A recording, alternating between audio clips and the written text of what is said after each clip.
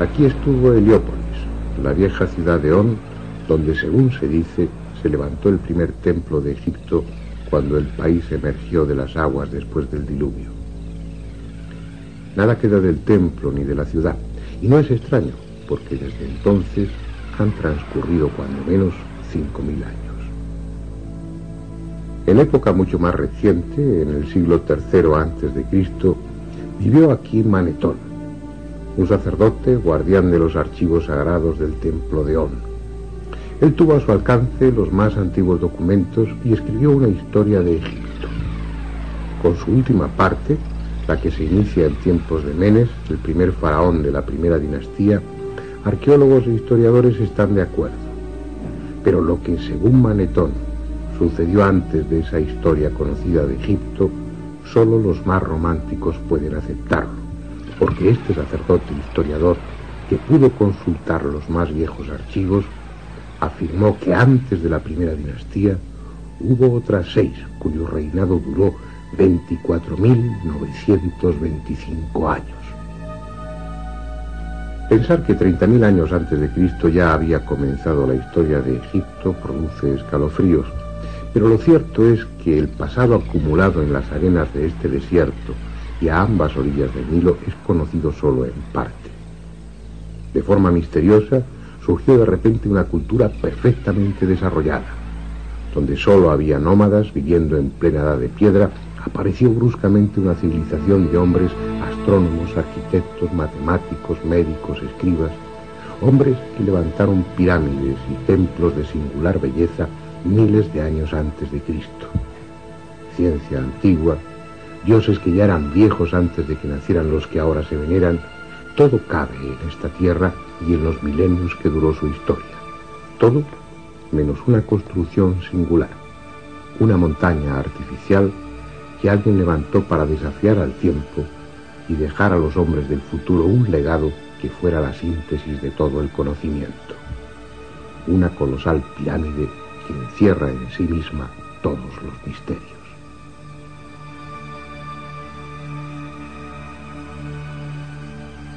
Este es el país de las pirámides. Hay descubiertas más de 100, aunque es posible que otras tantas hayan sido tragadas por los siglos y por la arena. Las que quedan son de los más diversos tamaños y factura, pequeñas y grandes, agudas y chatas, escalonadas y acodadas.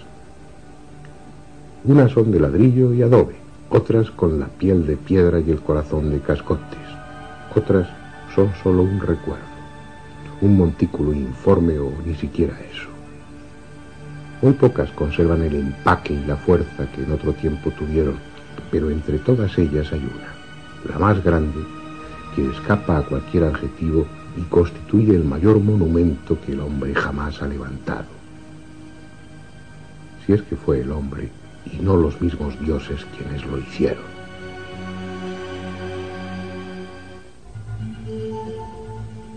A 12 kilómetros de la moderna ciudad de El Cairo y a orillas del desierto libio hay una meseta llamada de Giza. Tiene apenas 40 metros de altura, los justos para dominar los frondosos palmerales de la ribera occidental del Nilo.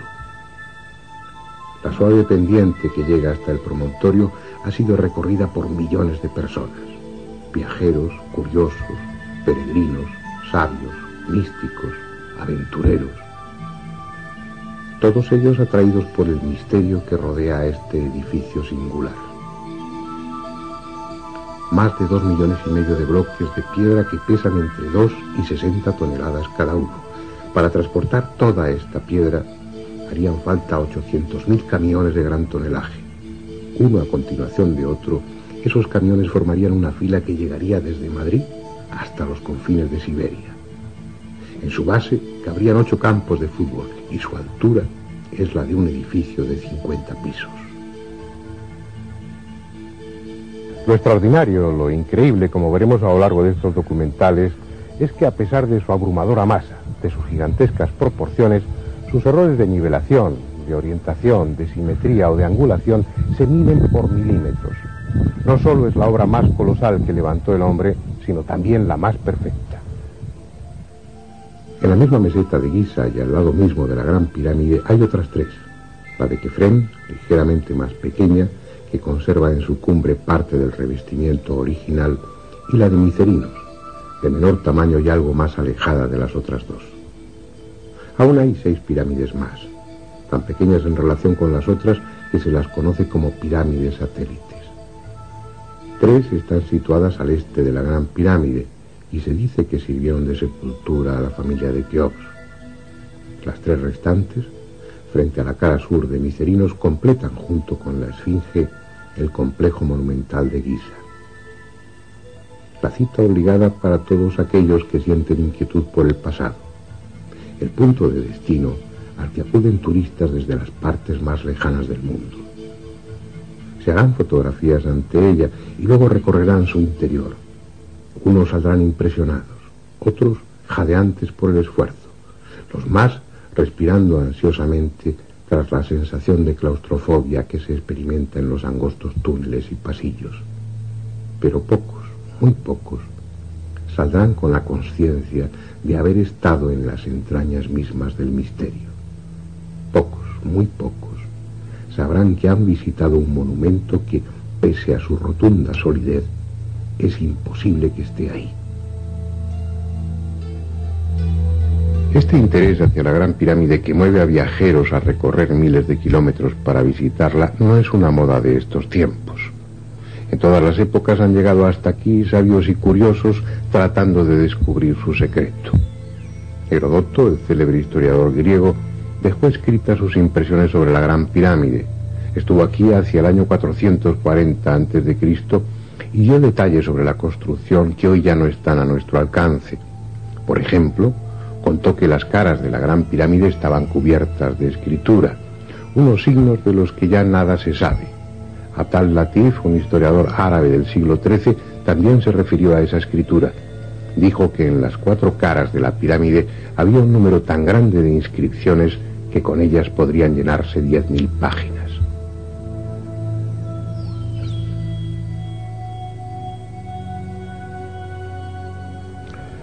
Así pues, griegos y árabes vieron algo que nosotros ya no podemos ver: la Gran Pirámide cubierta por su capa de revestimiento. Mírenla ahora de lejos. Sus caras parecen uniformes. Su superficie, más o menos rugosa, parece que estuviera completa. Vista así de cerca, es una montaña de piedras dispuestas en hiladas que forman escalones, y es porque le faltan los bloques de revestimiento. Solo quedan estos pocos, muy deteriorados, pero fueron 27.000 que cubrían las 4 caras de la pirámide, transformándolas en poco menos que un espejo, de lisas y pulidas que estaban. Debiera ser un espectáculo impresionante contemplarla bajo los rayos del sol, sobre todo si, como dicen, estaba pintada de rojo. Ahora lleva 700 años desnuda. Hacia el siglo XIII hubo grandes terremotos que asolaron el país y echaron por tierra la mayoría de los edificios. Los árabes construyeron una nueva capital, el Cairá, que significa la victoriosa, y para hacerla recurrieron, entre otras fuentes, a la Gran Pirámide. Los 27.000 bloques de revestimiento fueron desmontados y fragmentados para levantar con ellos palacios, puentes o esclusas, como esta, la de Mohamed Ali, y mezquitas, como la que mandó construir el sultán Hassan en el siglo XIV. Con el transcurso de los años, la Gran Pirámide vio desaparecer los 70.000 metros cuadrados de revestimiento que la cubrían. Con esa depredación es seguro que perdió parte de su belleza, pero conserva toda su grandiosidad. Bien, vamos a ocuparnos ahora de la historia conocida de la Gran Pirámide, de los descubrimientos, de las investigaciones, y de paso recorreremos su interior. Esa historia nos va a llevar al siglo IX y a un hombre, el califa Al-Ma'mún, quien, según la tradición, fue el primero que consiguió entrar en la Gran Pirámide. Era aquella una época de esplendor para los árabes, una época en la que tanto como las conquistas militares interesaban las conquistas científicas. Abdullah al-Ma'mún subió al trono en el año 813. Era hijo del célebre califa Harún al-Rashid, protagonista de algunos cuentos recogidos en las Mil y una noches, y fue, como muchos otros califas, un hábil gobernante y un gran erudito. Fundó universidades, creó bibliotecas y protegió las artes, haciendo de Bagdad, su capital, un centro de cultura y conocimiento.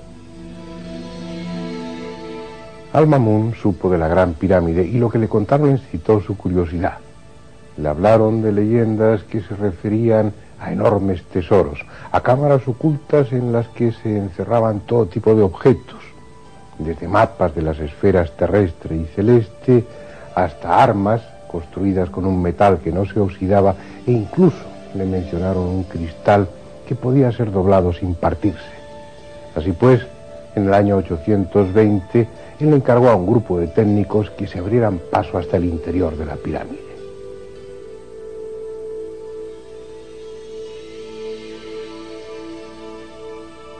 El resultado fue esta galería por la que hoy entran los turistas.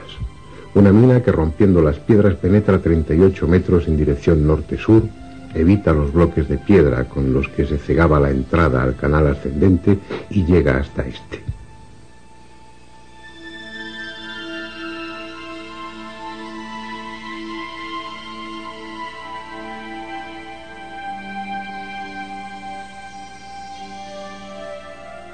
Dicen que los obreros oyeron bajo ellos el ruido producido por una piedra al desprenderse y excavaron un pozo, encontrando así el canal descendente y subiendo por él la auténtica entrada de la pirámide.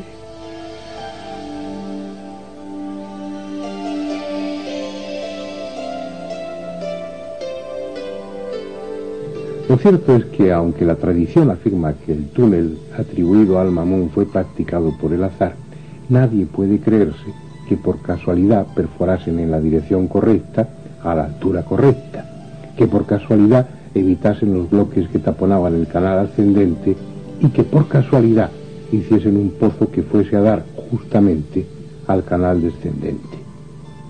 Lo más probable es que Al-Ma'mún ya conociese la existencia y disposición de los canales antes de abrir el túnel. Y de hecho hay textos que parecen demostrar que la entrada y el canal descendente eran conocidos de antiguo.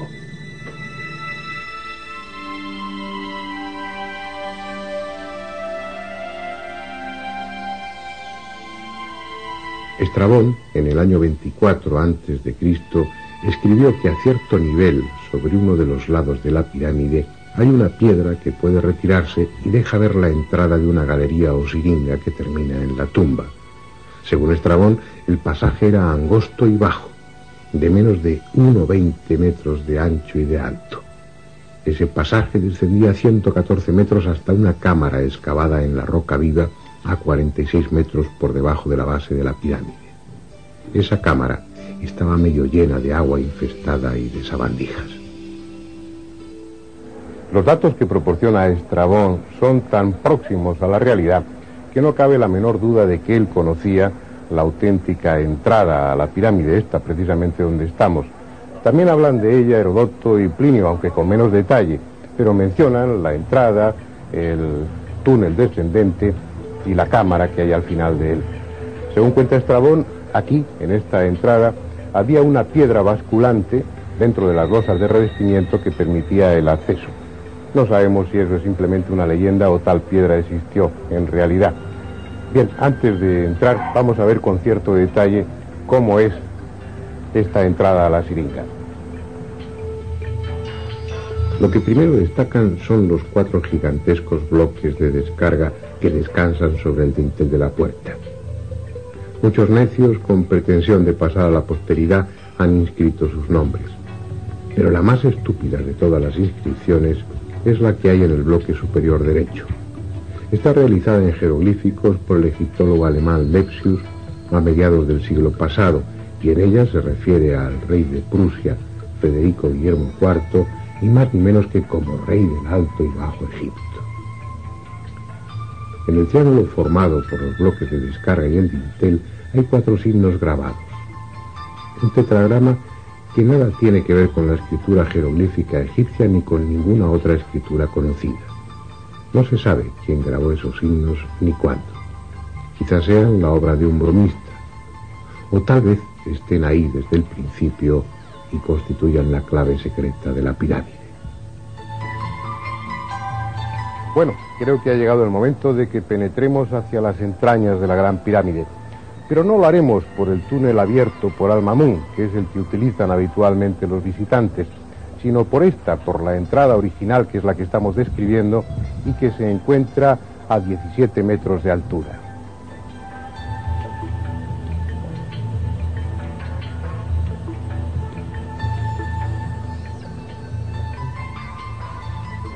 Hay dos barandillas, una a cada lado, y en el suelo un entarimado con tablas transversales para facilitar el descenso. Al objeto de que tengan ustedes claro dónde nos encontramos en cada momento y cuál es el recorrido de los túneles, iremos insertando un esquema con la posición en la que nos hallamos en cada instante. Vamos para allá. El camino ha de hacerse en postura incómoda, porque el pasaje solo mide 1,22 metros de altura por poco más de 1 metro de ancho. A los 30 metros de recorrido ya hemos dejado la pirámide y estamos bajo ella, hundiéndonos cada vez más en el subsuelo. Ese canal descendente tiene en total 105 metros y 15 centímetros de longitud, y estamos a más de 30 metros por debajo del nivel de la meseta. Ya abajo del todo, al final del canal descendente, se abre un pequeño tramo horizontal aún más angosto. Tiene apenas 90 centímetros de anchura por 80 de alto, pero merece la pena internarse por él y recorrer su corto trayecto. Apenas tiene 9 metros, porque al final está la cámara del caos.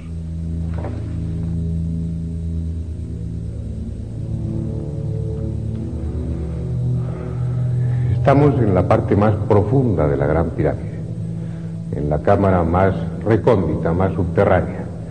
Está labrada en la roca viva y es por tanto una caverna artificial, aunque por su irregularidad, por su aspecto primitivo e inacabado, ha recibido diferentes nombres, entre ellos el de cámara inacabada o cámara del caos. Pero lo mejor será que ustedes y nosotros la veamos con detenimiento. La opinión de los arqueólogos es que se trata sencillamente de una cámara que quedó sin terminar intencionadamente. Aquellos que consiguieran dar con la entrada a la Gran Pirámide solo tendrían un acceso, el canal descendente por el que hemos bajado hace unos minutos. Al llegar aquí y encontrarse esta cámara subterránea sin terminar, los violadores de tumbas pensarían que ni la momia ni el ajuar funerario llegaron a ser depositados en la pirámide.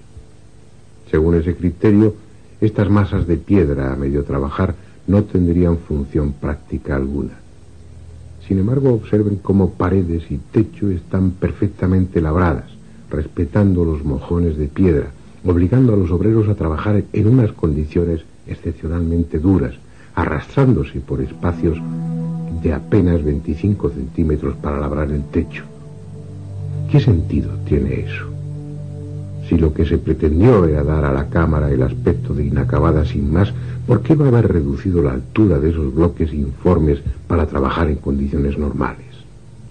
Si lo hicieron así, tendrían sus razones, como las tendrían para abrir ese túnel enfrente del que sirve de entrada y que penetra 14 metros en dirección sur para terminar bruscamente. Las mismas razones que les llevaron a abrir este pozo cuadrado de 2 metros de lado y que apenas llegaba a 3 metros de profundidad, como el túnel de la pared sur, tampoco conducía a sitio alguno. El coronel Weiss, a mediados del siglo pasado, profundizó 9 metros más el pozo, buscando una posible cámara, pero no encontró nada. Hoy el pozo está lleno de arena y cascotes. Si el descenso por el estrecho canal era incómodo, la subida, superando los 26 grados y 34 minutos que tiene de pendiente, es aún más dura.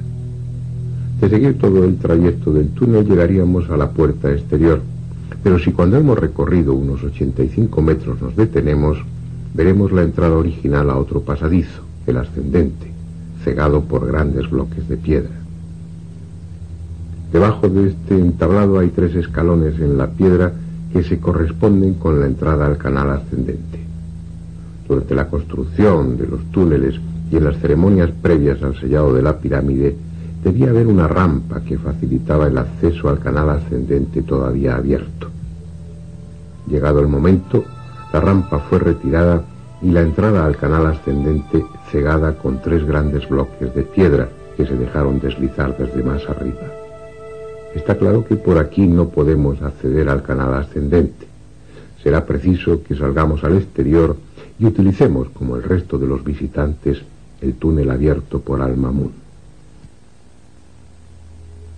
En el esquema vemos como el túnel perfora la pirámide desde más abajo de la entrada original y, siguiendo un trayecto horizontal, evita los bloques que obstruyen el canal ascendente y llega directamente a este.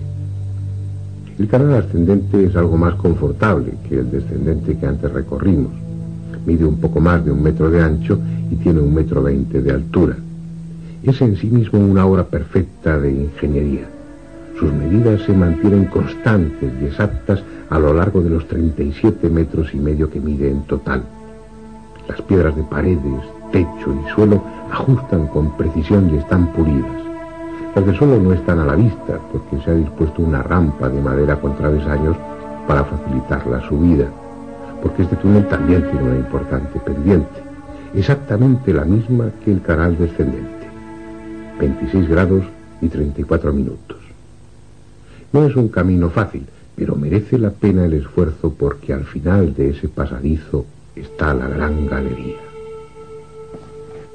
Estamos ya a 22 metros por encima de la base de la Gran Pirámide, donde se abre la entrada a otro túnel, esta vez horizontal. Veamos a dónde conduce. Se trata de un pasadizo relativamente cómodo que avanza en dirección norte-sur. Mide algo más de 1 metro de ancho y tiene una altura de 1,18 m. Cuando se han recorrido 28,5 metros, el suelo presenta un escalón de 52 centímetros y gracias a él se puede entrar casi erguido en la cámara que hay al final del túnel. La llaman la Cámara de la Reina. Es una amplia estancia rectangular construida con piedra caliza de Tura. Mide más de 5 metros por cada lado y el techo en forma de caballete alcanza los 6 metros en su parte más alta. Restos de pintura evidencian que esta cámara estuvo pintada originalmente de azul.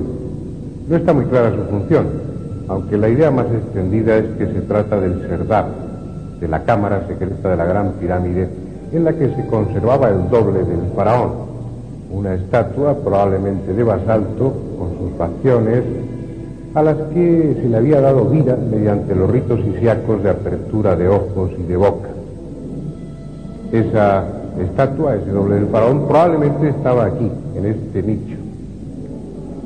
Si ustedes observan, hay un túnel abierto en el fondo, pero que no corresponde a la obra original. Fue abierto por Weiss y profundiza unos 15 metros sin llegar a sitio alguno. Pero hay otro detalle también importante en este nicho. En la parte de arriba se ve claramente cómo no corresponde con lo que sería el centro lógico de la cámara, sino que está desplazado 60 centímetros. Y eso es con toda seguridad por una razón: para que el nicho y consecuentemente el doble del faraón, la estatua de basalto, quedase justamente en el eje de la Gran Pirámide, como así sucede. También, por delante del nicho, hay una serie de fracturas en la roca que indican que probablemente existió aquí un pequeño altar o una construcción ceremonial, pero todo eso son conjeturas. Los primeros viajeros que entraron en esta cámara dejaron escrito que estaba cubierta de escombros y que si hubo algún mobiliario original de esta cámara estaba totalmente destrozado e irreconocible. Pero hay otros dos detalles muy interesantes en esta cámara: la existencia de 2 túneles o conductos, uno en la pared norte y otro en la pared sur, que no fueron descubiertos hasta 1872, y no fueron descubiertos por la sencilla razón de que estaban tapados, de que la piedra continuaba y la pared era perfectamente lisa. No podía adivinarse que detrás de la piedra existían estos 2 conductos. No se trata de canales de ventilación, puesto que estaban intencionadamente cerrados. La suposición es que se trataba de canales psíquicos, por los que el alma del faraón entraba a visitar a su doble, a esa estatua de basalto que antes mencionábamos. En cualquier caso, la realización de estos 2 conductos que suben, se extienden a todo lo largo de la pirámide perpendicularmente a las paredes norte y sur, La realización de estos túneles, insisto, es una demostración del nivel técnico y constructivo de aquellas gentes, puesto que los planos no pudieron modificarse en ningún momento, ya que los canales se fueron haciendo a medida que la construcción iba avanzando. Esa idea de que eran canales para el paso del alma del faraón, del Ba, es la idea más generalizada. Sin embargo, uno se pregunta, ¿para qué dos canales? ¿Acaso necesitaba uno para entrar y otro para salir? Y aún más, ¿para qué la existencia de los mismos canales? ¿Es que acaso el alma no puede atravesar la piedra? Porque el hecho es que estos agujeros estaban tapados con piedra. Por lo tanto, el alma no podría entrar ni salir. Y si podía atravesar la piedra, entonces ¿qué necesidad había de los canales? Tal vez simplemente señalaban un camino, pero si es así, ¿por qué abiertos al norte y al sur, cuando en la vida de Ultratumba precisamente las direcciones importantes son el este y el oeste? Estos canales siguen siendo un misterio, a pesar de que en los círculos arqueológicos se sostenga que fueron canales psíquicos, un misterio al que se ha venido a añadir otro nuevo, algo que complica aún más las cosas. En 1993, mientras se realizaban una serie de obras para mejorar la ventilación en el interior de la pirámide, el ingeniero alemán Rudolf Gatenbin tuvo la ocurrencia de introducir, precisamente por este canal, un pequeño robot provisto de una cámara de televisión. El robot ascendió sin problema durante los primeros 65 metros, pero llegado a ese punto tropezó con algo inesperado. Una puerta interrumpía su paso, una pequeña puerta en la que, a través de las imágenes que ese mismo robot grabó, parecen distinguirse dos pomos de cobre o de bronce de los que se desprende una estela de oscilación. ¿Qué hay detrás de esa puerta? Un secreto más de la Gran Pirámide. Bueno, ahora volvamos a ese punto en el que coincidía el canal ascendente con este otro horizontal que nos ha permitido llegar hasta la Cámara de la Reina.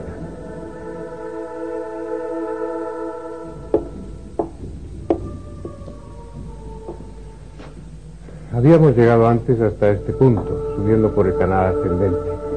Aquí se inicia la gran galería, pero nos hemos desviado para penetrar por este túnel que nos conducía hasta la Cámara de la Reina. Y lo hemos podido hacer porque ya no existe una supuesta losa que debía unir el canal ascendente con la gran galería. Pero estos 5 nichos en la pared dan a entender claramente que esa losa, que esa cubierta fuera de piedra o de otro material existía, y que este túnel, este pasadizo y esa cámara se conservaban en el más absoluto secreto. Pero ya la hemos visto. Ahora continuemos nuestro ascenso a través de la gran galería. Es algo que impresiona. Mide casi 9 metros de altura y algo más de 46 metros de longitud. Sobre ella gravitan millones de toneladas de piedra. Y quizá fuera mejor no saberlo, porque ese peso llega a sentirse en el ánimo y lejos de tranquilizar al viajero, este amplio espacio de la gran galería parece agobiante y a punto siempre de derrumbarse. Sin embargo, no hay solidez más probada, porque permanece así, inalterable, desde hace quién sabe cuántos miles de años.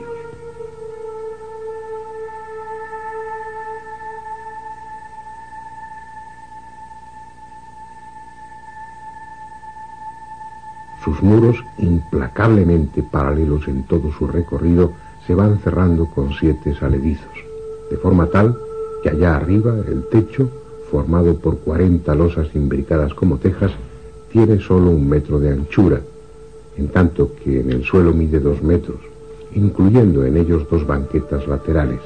Y hay algo en esas banquetas que llama la atención: 28 entalladuras rectangulares situadas en cada una de ellas. ¿Qué son estos huecos? ¿Para qué sirvieron? Posiblemente para contener estatuas. Según dijo el historiador egipcio Manetón, Keops era el 28º rey de Egipto después de Menes, el fundador de la primera dinastía. Así pues, es probable que en estos nichos, en estos agujeros, en estas entalladuras, quedasen sujetas 28 estatuas, las de los 27 antepasados de Keops y la de él mismo, repetidas, emparejadas una frente a otra, de tal manera que esta gran galería habría sido una solemne y fúnebre galería de antepasados del rey Keops. Es una hipótesis que se ve avalada por algunos autores árabes que se refieren a la existencia en tiempos antiguos de estatuas dentro de la Gran Pirámide. En cualquier caso ya no están, han desaparecido. Solo queda la gran galería con su desnudez, que la hace aún más impresionante. Una galería que termina más arriba, en un rellano al que se abre un corto y estrecho pasadizo, el que da acceso a la antecámara o cámara de los rastrillos.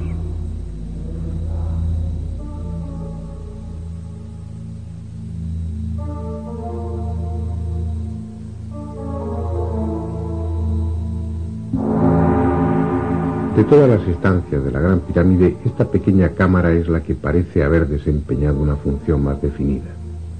Las 3 correderas talladas en las paredes laterales, las 4 ranuras verticales de la pared sur y algunos otros detalles sugieren que esta cámara quedaba cerrada con 3 losas de piedra que se dejaron deslizar desde arriba mediante un sistema de cuerdas. Cuando entraron los primeros profanadores, las losas habían descendido y estaban en su sitio, tapando el acceso a la cámara del rey. La prueba es el destrozo que tuvieron que hacer en esta piedra, hoy reconstruida con yeso, para pasar por encima de las losas que obstruían la entrada. Hoy de esas losas que taponaban el conducto no queda ni resto, y el acceso a la cámara del rey está perfectamente abierto.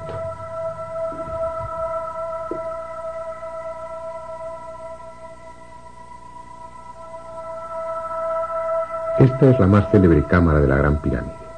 Mide más de 50 metros cuadrados y tiene casi 6 metros de altura. Está construida con bloques de granito rojo de Asuán y 9 colosales losas que pesan unas 400 toneladas constituyen el techo. Nada hay en ella, salvo este sarcófago de granito.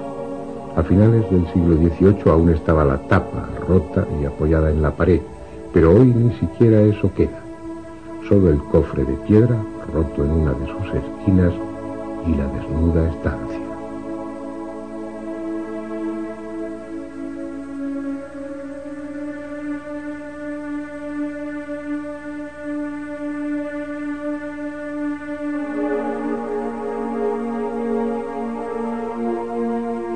En dos de las paredes, la norte y la sur, se abren 2 canales de ventilación.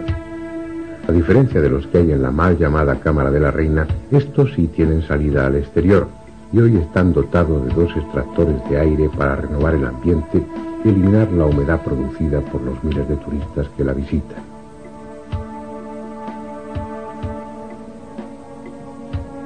Bien, aunque limpia de escombros y de eyecciones de murciélagos, este interior de la Gran Pirámide que acabamos de visitar es prácticamente el mismo que se encontraron los árabes del siglo IX.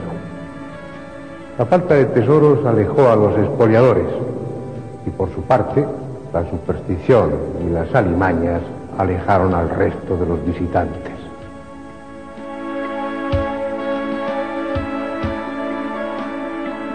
Más tarde, la demolición de toda la capa de revestimiento para abastecer de piedra a El Cairo supuso la acumulación de grandes cantidades de escombros. Por la entrada auténtica cayeron tanta arena y cascotes que el canal descendente quedó obstruido en un centenar de metros de su recorrido. El túnel inferior, el que abriera al Mamón, ni siquiera era visible porque el desierto y los escombros cubrían la pirámide hasta 10 metros de altura.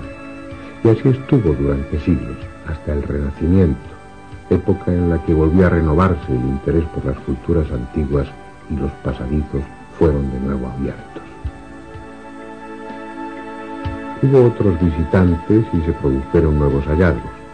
En 1638 llegó hasta aquí John Greaves, astrónomo matemático y geómetra inglés. Leyendo a Pitágoras dedujo que en la Gran Pirámide estaban registradas las medidas fundamentales de la Tierra, y él fue el primero en señalar la existencia de un pozo del que hasta este momento no había constancia escrita. Un pozo que con toda seguridad ustedes no conocen. Vayamos de nuevo al interior de la pirámide para verlo. Estamos en la parte inferior de la Gran Galería. La ausencia de un sillar deja al descubierto un estrecho canal que desde hace muchos años está cerrado a los turistas y que por su trayecto casi vertical es conocido como el Pozo.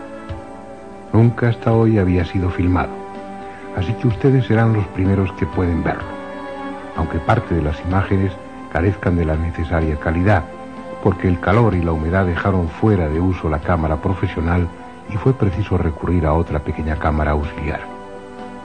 En realidad no es un pozo, sino un canal de 70 metros de longitud que, salvando un desnivel de 50 metros, comunica la Gran Galería con el canal descendente, muy cerca de la Cámara del Caos. La parte superior del peligroso canal está abierta en la mampostería de la Gran Pirámide y fue excavada cuando el monumento ya estaba construido. Su trazado, irregular y tortuoso, deja al descubierto las aristas de algún que otro bloque de piedra. No es un pozo que estuviera previsto en los planos de la pirámide. Fue excavado mucho después, con una intención que desconocemos.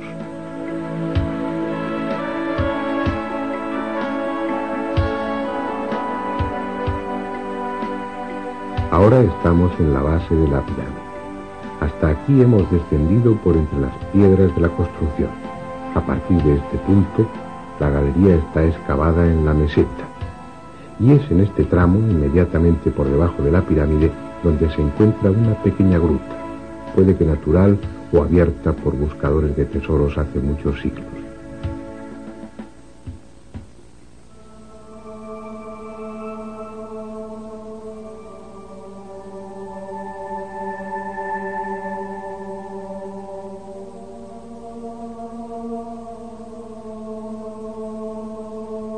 Otro detalle importante es la obra de mampostería, que indica que esta parte fue hecha en la época de la construcción de la pirámide.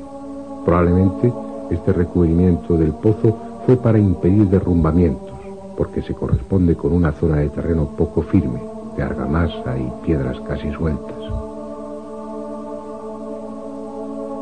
Más abajo ya no hay necesidad de muro alguno, porque el pozo se abre paso en la roca firme. Unos huecos en las paredes permiten apoyar apenas las puntas de los pies. El aire está enrarecido y el sudor termina por formar una compacta capa con el polvo y la arena desprendidos.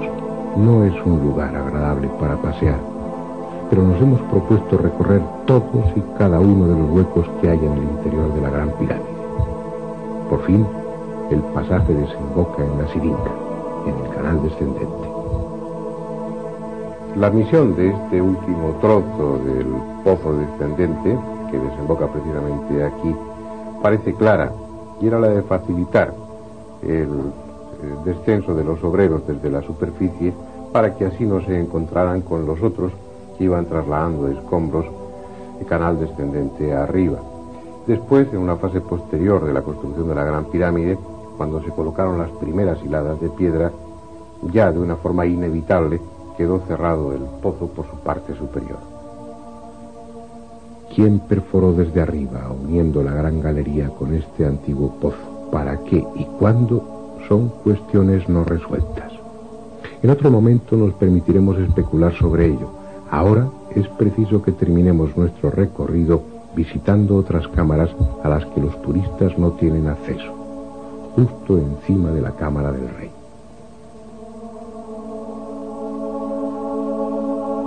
Fue Nathaniel Davison, en 1765, el que descubrió accidentalmente que en la parte superior de la Gran Galería, pegado al techo, se abría un boquete cuadrado de 60 centímetros de lado. Estaba casi cegado por excrementos de murciélago. Tras despejarlo, pudo introducirse por el pequeño conducto y entró en una cámara hasta entonces desconocida. Una cámara cuyo suelo está formado por las losas que sirven de techo a la Cámara del Rey. Por tanto, sus medidas son las mismas que las de esta, aunque con 1,20 m de altura. En honor a su descubridor, se la conoce como Cámara de Davison. 72 años después, en 1837, se descubrieron otras 4 cámaras por encima de esta. Fue a base de dinamita y bajo la responsabilidad de un coronel inglés retirado llamado Howard Weiss. por lo que las cámaras fueron bautizadas muy británicamente. Cámara de Wellington, Cámara del Almirante Nelson, Cámara de Lady Anne Arbuthnot y por último la Cámara de Camberwell, la que ahora está, con el techo de un caballete. Todas las enormes losas que forman las cámaras de descarga están privadas sobre la estructura general de la pirámide. La misión de estas 5 cámaras, que ustedes ven por primera vez en televisión, es la primera vez que entran unas cámaras de televisión para grabar su interior. La misión de las 5 cámaras, repito, era aliviar a la cámara del rey del enorme peso que tenía encima y protegerla en caso de terremoto. Una misión que parece haber cumplido perfectamente, porque en esta última cámara, en esta 5ª cámara, se puede ver cómo las enormes losas que forman el techo se han ido abriendo con el paso del tiempo, probablemente por efecto de algún terremoto.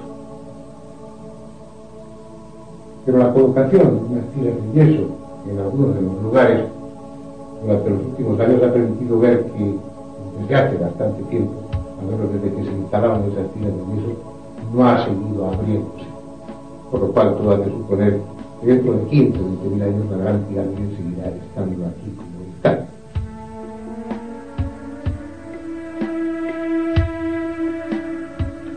Hay en esta 5ª cámara de descarga, la última, un elemento clave en la historia de la gran pirámide. Este cartucho, esta inscripción en la que, según algunos, está recogido el nombre de Keops. Así pues, estos jeroglíficos y la mención que hace Heródoto seguían las 2 piezas fundamentales para sostener la hipótesis de que la gran pirámide fue construida por orden del faraón Keops. Pero hay otros que piensan que no, que lo que figura en esta inscripción no es realmente el nombre de Keops, sino una versión un tanto alterada del nombre del dios solar Khnum, con lo cual no quedaría nada más que el testimonio de Heródoto, que como veremos en su momento también es más que discutible. Por otra parte, en una antigua inscripción jeroglífica denominada la Estela del Inventario, se afirma que la Gran Pirámide ya estaba construida en tiempos de Keops y era conocida como Templo de Isis. Esa misma inscripción dice que Keops se hizo enterrar junto a ella en una pirámide más pequeña.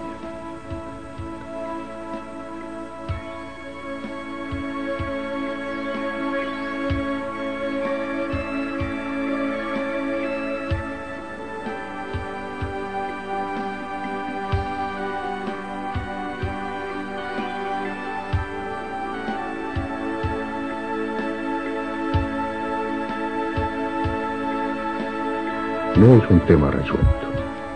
En otros capítulos intentaremos saber más sobre el origen de la Gran Pirámide, la técnica asombrosa que se utilizó en su construcción y las posibles funciones a las que estuvo destinada. Ahora se trataba de un recorrido por su interior, y ese recorrido termina aquí, en el más profundo de sus rincones y junto al más profundo de sus misterios, el que se refiere a la identidad de su constructor.